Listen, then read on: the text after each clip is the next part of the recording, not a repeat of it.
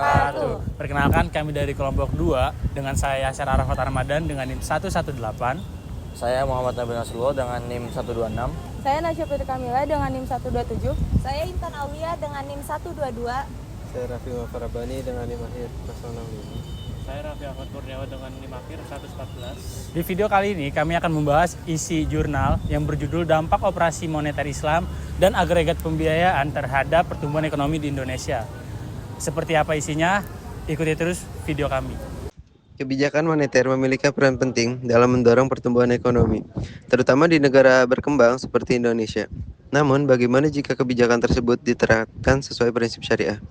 Dalam beberapa tahun terakhir, ekonomi syariah menjadi perhatian global, termasuk di Indonesia. Negara dengan populasi muslim terbesar di dunia dengan menggunakan prinsip syariah yang melarang riba. Bank Indonesia telah menetapkan berbagai instrumen moneter syariah seperti Sertifikat Bank Indonesia Syariah atau SBIS, Fasilitas Simpanan Bank Indonesia Syariah atau FASBIS, dan Pasar Uang Antar Bank Syariah atau PUAS. Dalam video ini, kami akan membahas hasil penelitian yang menganalisis dampak instrumen moneter syariah tersebut bersama dengan pembiayaan agregat terhadap pertumbuhan ekonomi Indonesia selama periode 2010 hingga 2020. Yuk kita mulai dengan memahami latar belakangnya. Indonesia sebagai salah satu negara dengan ekonomi terbesar di Asia Tenggara selalu berupaya mencapai pertumbuhan ekonomi yang stabil dan berkelanjutan. Salah satu cara untuk mencapainya adalah melalui kebijakan moneter. Dalam sistem moneter syariah, Bank Indonesia memanfaatkan instrumen seperti SBIS, FASBIS, dan PUAS untuk mengelola likuiditas perbankan syariah sekaligus mendorong pembiayaan sektor real.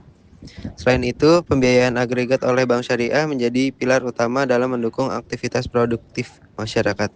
Sebagai gambaran, pada tahun 2020, pembiayaan syariah di Indonesia mencapai lebih dari 500 triliun dengan kontribusi besar terhadap sektor UMKM. Namun bagaimana semua ini mempengaruhi pertumbuhan ekonomi secara keseluruhan? Untuk menjawab pertanyaan ini, mari kita lihat metode yang digunakan dalam penelitian ini. Penelitian ini menggunakan pendekatan kuantitatif dengan analisis vektor autoregression atau VAR dan vektor error correction model atau VECM. Data yang digunakan adalah data sekunder dari Statistik Ekonomi dan Keuangan Indonesia atau SEKIBI dan Badan Pusat Statistik atau BPS selama periode Januari 2010 hingga Desember 2020. Metode ini juga memungkinkan analisis hubungan jangka pendek dan jangka panjang antara variabel. Variabel yang dianalisis meliputi SBIS, FASBIS, PUAS, dan pembiayaan agregat sebagai variabel independen, serta GDP sebagai indikator pertumbuhan ekonomi. Penelitian ini juga melakukan uji stasionaritas data, uji kausalitas Granger, serta pengujian validitas model. Dengan pendekatan ini, penelitian mampu mengidentifikasi pola dinamis antara instrumen moneter syariah dan pertumbuhan ekonomi. Temuan dari analisis ini memberikan wawasan menarik yang akan kita bahas selanjutnya. Selanjutnya hasil penelitian SBIS dan FASBIS. Hasil penelitian menunjukkan bahwa SBIS memiliki dampak negatif terhadap GDP dalam jangka panjang.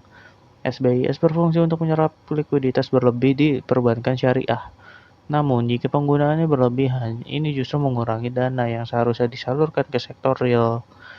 Artinya, pengurangan penerbitan SBIS dapat mendorong pertumbuhan ekonomi dengan meningkatkan pembiayaan produktif. Di sisi lain, FASBIS menunjukkan pengaruh positif terhadap GDP dalam jangka panjang. Sebagai fasilitas simpanan, FASBIS membantu bank syariah mengelola likuiditas jangka pendek tanpa mengurangi kapasitas pembiayaan ke sektor real.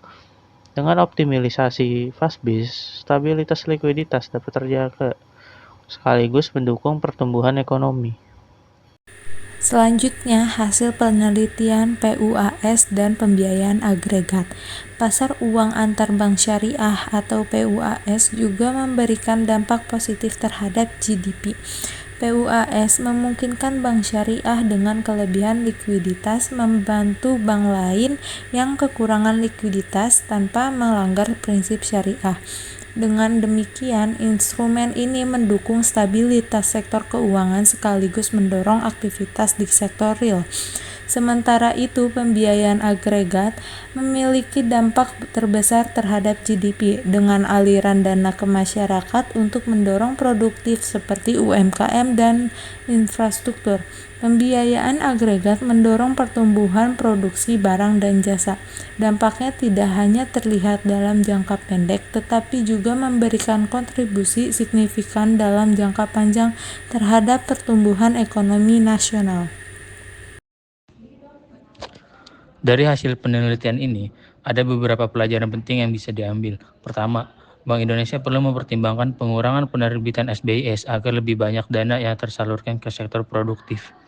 Kedua, instrumen seperti FASBIS dan PUAS perlu terus dioptimalkan karena memberikan kontribusi positif terhadap stabilitas dan pertumbuhan ekonomi. Selain itu, peningkatan pembiayaan agregat harus menjadi prioritas. Pemerintah dan regulator dapat memberikan insentif bagi bank syariah yang menyalurkan lebih banyak pembiayaan di sektor-sektor strategis seperti UMKM, yang menjadi motor utama perekonomian Indonesia. Penelitian ini juga menyoroti pentingnya koordinasi antara kebijakan moneter dan kebijakan fiskal, misalnya insentif pajak atau subsidi untuk mendukung pengembangan sektor keuangan syariah dapat memperkuat dampak positif kebijakan moneter.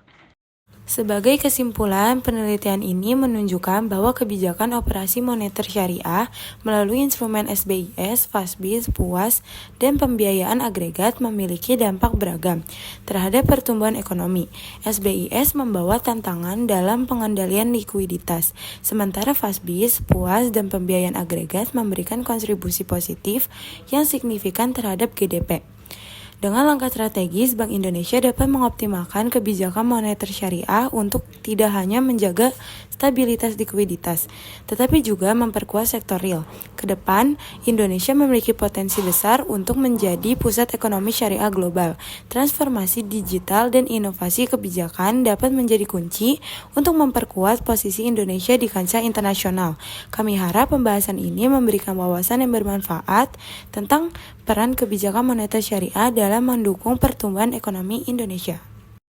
Nah, seperti itulah isi dari jurnal yang sudah kami telaah. Sekian dari kelompok kami. Wallahul muwaffiq ila aqwamit thoriq. Wassalamualaikum warahmatullahi wabarakatuh.